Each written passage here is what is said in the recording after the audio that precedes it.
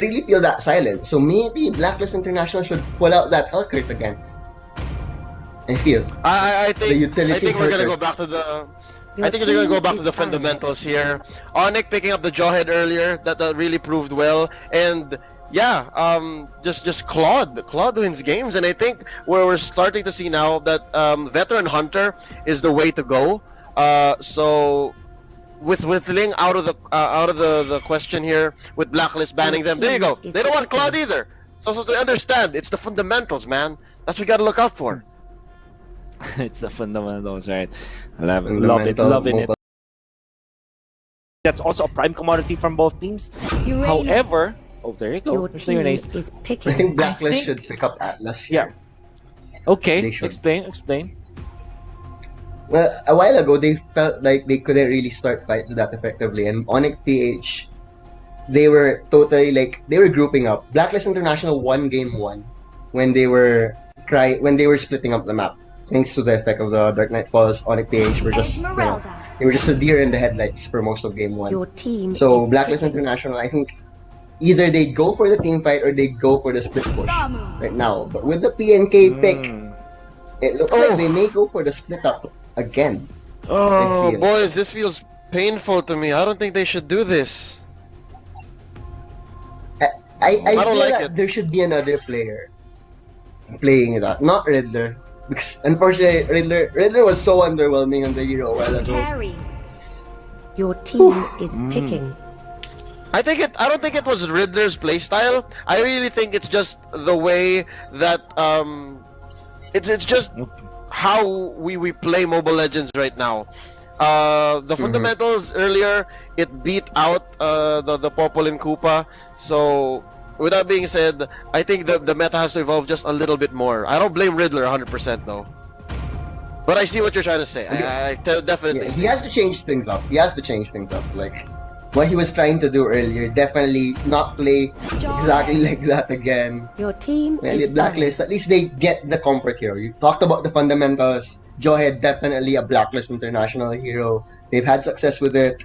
Let's see if that will be their trump card this time around. Gonna be the jaw.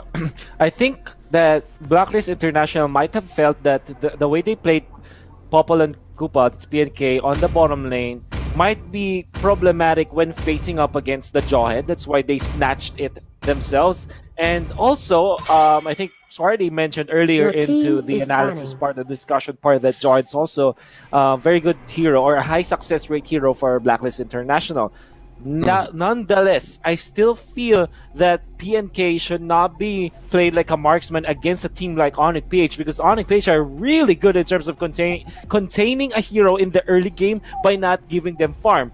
And PNK, unfortunately, is a farm-dependent hero when put in a core role. However, when played as a support, it could work.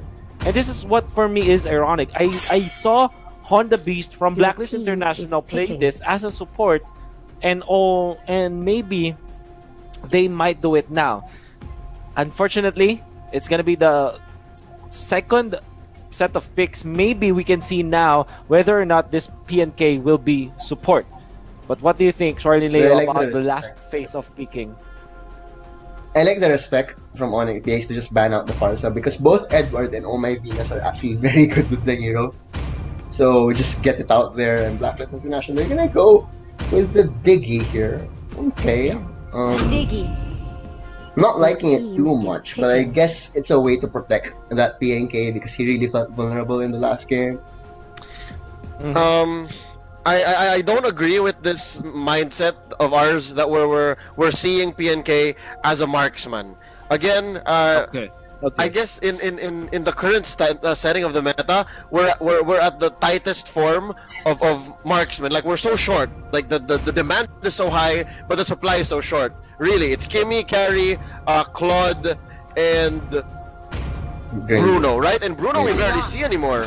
But the thing is, Your team is Popo and picking. Koopa not ready for the limelight just yet. And based on this last pick right here, I think we're gonna know if this is really a carry, but I feel like it's not. Selena. And it is! Okay. That's Or a is it? support Selena if I've seen one. So that's gonna be a core Popol and Koopa. What's going on? Yeah, it's like they're really they still want to make it work, but with Onyx lineup right now, they have the extra mobility. They have the heroes that can just get on top of the PNK, and you have the movement speed from Yeah. Rafaela to boot on top of the Thams. It's crazy. Like Dude. Onyx PH, they know exactly how Blacklist wants to play that PNK, and Blacklist didn't adjust. I wanted to see some adjustment Yeah. after that first game, especially with how Riddler was playing it. And now, yeah, maybe the adjustment that we want to see is that support. But this game, no. So, ONIC PH, once again, for me. All right. Charlie have already said his piece. Leo, what do you think? Third time's a charm. ONIC PH pull in what? The most fundamental, the most ONIC PH lineup I've seen in a while. So I'm gonna go ONIC PH 100%. I have the same argument. This is ONIC PH Prime. This is literally textbook ONIC PH. At very least, it's most successful strategy that they have employed. I think this is a free game for the Uranus, even when it is first picked, as well as the Thams. There's no answer to 2 cores, and ONIC PH are going to win this series. That is at least what I think. But let's see, because Rocket and Saya might have something else to say. Take it away, guys. Well, considering the lineups that we have, we most likely will. And again, welcome back to the caster's desk here. I'm Rockhart alongside me, Saya. We're going to be casting Game 3. ONIC PH versus BLACKLIST International, currently 1-1. I just want to say, during Game 2, I'm the only one who got the prediction right, so ha to you guys. And again, for this game number 3, I'm going ONIC all the way because if you notice that Popol and Koopa wasn't used, like what I've said, during Game 2 at maximum efficiency. So if this is a redeeming value or a redeeming game per se, making Popol and Koopa, again, one of the core damagers of Blacklist, then this is not going to work. Because if you look at the overall composition of ONIC here, Uranus, Thams, Grok, you already have a very sturdy barricade up on your sleeve on the side of ONIC PH. And you have a carry. You have a carry to actually compensate, to get all the resources. You know, it only goes to show that ONIC PH knows who to prioritize in terms of scaling. And with Oh My Venus's Rafaela, you know that if Oh My Venus uses this, it's not just a support, and it's gonna really hurt you. So to me, I like it how ONIC PH is, dominating in terms of the draft, but we'll see. Yeah, I mean, as the caster, as the analyst desk did say, I mean, this is El Clasico as it gets for ONIC PH here. And on the other side, it is core Popol and Koopa here. Earlier, it didn't work out as an off lane for Blacklist. They said, you know what, let's turn it around. Let's go ahead and see if he has enough damage. And so far, with the help of the Esmeralda and with the help of Diggy Bombs, that's actually a little bit true. They are exerting their pressure on the map with, again, D-Lar just seeing if he can keep them at bay. And so far, so good here for Blacklist. They look like they're formidable. I wonder if that's going to be the case here as we go into the middle parts of the game. You know, I wonder too, Rockhart. You know why? Okay, first and foremost, in the early minutes of the game, but hold that thought, it looks like PR is going to be in a pinch, forces to tower dive, and you know what? This is a good opportunity for them to just really harass the members of ONIC PH. But they are still into the towers, there are no minions per se, and now we are going back to scaling. Now, what I've said earlier, this is the thing that wonders me. In the early seconds of the game, Blacklist International went for the initial strategy of ONIC had during game number 2, and that is grouping up together and roaming into one spot. And that's what they did. They stole the resources of ONIC, but again, this leaves ONIC PH to really scale and space, get as much resources on the other areas of the map. And look at the gold. It's not much, but it shows that they have the advantage. And looking at advantage right here, Rockhart, this is a very risky team fight because both of the sides of the team aren't really, they weren't able to scale enough to have that potential pickup. So I think they just, did some poking and harassing to and fro. Yeah, I'm a little confused as well by Blacklist. I mean, they're constantly looking for team fights. That's what they're doing. They're constantly looking for targets. They're saying, hey, do you guys want to fight here in the bottom? You guys want to fight on top? It's like they feel like a kid that really wants to get his candy. And somehow they are pressuring the usually very highly efficient gold generation here of ONIC PH by stealing away jungles like this. And you know what? Against all odds here, Blacklist looks like they are poised to get something done here on the map. Maybe because they know, they are aware, like what I've said, that the barricades of ONIC PH are really strong. So it's kind of like their go-to by grouping it together. And resource-wise, they are here, and I think ONIC will go for the contest. Esmeralda will be securing that. Time's Journey is going to be popped up to avoid any necessary debuffs. But again, this is going to be dispersed. First Blood will be going to Jawhead, transitioning to a different member. But the Thams will retaliate, will having another pick-off. Low members on the side of Blacklist right here, and will be having a double kill. Forces to flicker themselves out back into their turf, but up to what cost? Will they have another pick-off right here? No, they won't, Rockhart. And this is good discipline for the side of ONIC PH. Yeah, and what happened right there only showed what the usual weakness of having a Popolin Koopa on your lineup does, right? What happens is once people like a Uranus, like a Grok dive on you, just pray that you are tanky enough to out sustain the damage output that these monsters are going to give you. And earlier we saw it didn't happen, so we'll have to wait and see if they're going to go on a different route, because right now that's a lot of tanky items on the Popolin Koopa, with Esmeralda actually doing a lot of damage for the most part.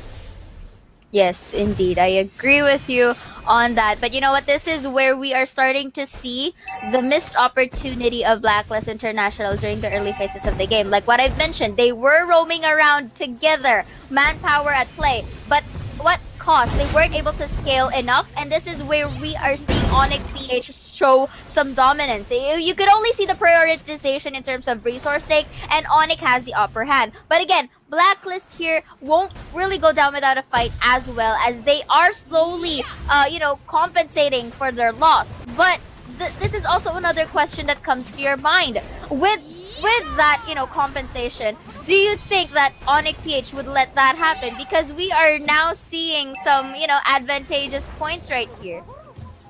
Yeah, absolutely. Right now, Wise also not really joining the team fights too much in his own regard, because he's just trying to see if he can get some resources on the map while everyone's just so busy. Aqua, meanwhile, on the Esmeralda, just wants to keep everyone, look at me, look at my big health. That's what he's trying to do.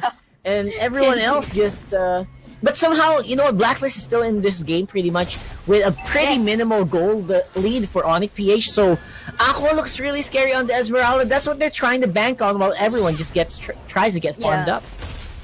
Indeed, and Blacklist is in a good position to get this potential turtle take, but the carry will be able to get that steal away from Blacklist. Okay, Falling Star Moon on to Fuzaken right here, but Fuzaken is the Grok though. Time Journey will be used to forward that unnecessary debuffs. Going back here, and Grok will be using his Guardian's Barrier to really knock away the members of Blacklist, to leaving them no choice but to disengage.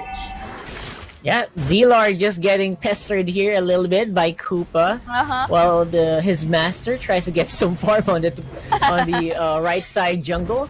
And so far, the mid lane, I don't think anyone's gonna be able to defend that tower for long. But they are gonna try to see if they can get some kills here with a pretty solid Falling Star Moon coming in from Aqua. Sees if he can get something. Again, Dilar not too tanky against someone who just absorbs all of your shielding. Will be forcing the Uranus to back off, while once more getting chased by dogs. Dilar just not really having a lot of fun here. True, but this is the prettiness, or the beauty of having a well-fundamental draft rock card, because they are the ones in control. They are the ones stapling the momentum that ONIC is currently giving them. And of course, Killer will be forced to use that flicker. Again, that is minus resources for the side of Blacklist, because that flicker may be essential come the later parts of the game. But going back, I love the transition of ONIC from the top to the middle. Times Journey is going to be used to debuff, but Wise will be using the terrains to go for that second skill. Again, Ako with that shield, but up to what extent? He is pinned down, but Iaknu will be going for the chase. Uranus will be getting the kill onto the top side, middle side, and now transitioning to top, low health members of ONIC, but that's not gonna be enough because they are the ones applying pressure. A forced tower dive will come into play as that beautiful Wise damage will be shown, and Grok just going all out right here. Ladies and gents, this is just a good spice. Surgical tower dive coming in from ONIC PH on the top side. Everyone dying almost at the same time. Pretty beautifully done, and the rest of ONIC PH as well, getting a tower with a lot of mid lane pressure and a turtle to boot. So I would say not too shabby here for the guys in yellow. So far 7-1 against BLACKLIST International with a 5k gold lead. And Wise, he's having fun. This time around, this guy is getting all the fun with D-Lar just, taking all of the hits as a Uranus should do. Yes, this is what I mentioned earlier about ONIC PH knowing who will be getting that space, and that's Wise, and that was demonstrated pretty well executed earlier. And DR, he's just taking all of those damage because he knows he can tank them all up in time for the other members of ONIC PH to go to their aid. And this is what we are seeing right now. The pressure is on both the bottom lane and the middle lane. And just looking at this, I like it that ONIC PH is also not in a rush, considering that they know that they are aware that they have the dominance. Yeah, they know they are ahead, and as usual, they will flex it a little bit in the mid lane. Fuziken right smack dab in the middle. Huge rush into a wall, knocks everyone up, but not going to be that effective to take him down. That's going to be a sacrifice for Fuziken for basically nothing. And I would say a pretty weird call coming from ONIC PH to pull that off. I mean, I'm not sure what he was trying to do there, but Dexstar, a beautifully done time journey, stopped that Grok in his tracks. Definitely. I mean, the Grok was picked off, but you know what, Rockhart? That left a good opening for ONIC because earlier, this left them, not they lacked the resources already. They wasted a lot of skill sets for that one single pick-off earlier. So I think that this is a weird call for both of the teams, because BLACKLIST could have gotten more. It's just that they weren't in a position to get more. Resurrecting soon. I mean, that's true. And there was an opening there where it was going to be a 4v5, and BLACKLIST didn't really want to go for it just yet. So they want to see if they can get their Riddler into a pretty good position in terms of items, because he's 1-2-1 right now. That's not really going to cut it. And Dexstar, who's the strongest hitter here? Aqua, who's been doing a lot of the heavy lifting in terms of frontlining, but they can't finish people off. They can do a lot of damage, but they can't execute them properly. Right now, they're gonna see if they can bite into the metallic frame of this Uranus. Fuziken again swapping in a little bit, switch as they say in Japan. But looks like that's not gonna be any problem here for the big duo. Again, Aqua going for. Okay, that was a bit weird. They basically just played around there while Wise went for a solo lord. That was beautiful, almost solo lord. That was a good way to waste your time and to give Wise the space. Indeed, and this is now the shot or the call for ONIC PH, to just patiently wait for the Lord, apply pressure onto the middle while they disperse to the other lanes. And this is a good thing. This is a good call because ZR is pretty confident in getting all of those damages because he could retaliate that easily. And speaking of easily, another team fight might come into play, Rockhart. Look at that beautiful success in picking offs. That Esmeralda, with her being out of the game board, it only goes to show this leaves a lot of space for the side of ONIC PH to just push. Yeah, looking good. Bottom lane looks like it'll be free as well. Dexstar with a measly time bomb cannot really defend here against the huge forces of ONIC. They're on the side, seeing if they can still pad that KDA. Stop them in this tracks, but looks like not gonna be happening. D-Lar going strong. Everyone just going loco. Iaknu with the last kill of the game as the win goes over to ONIC PH.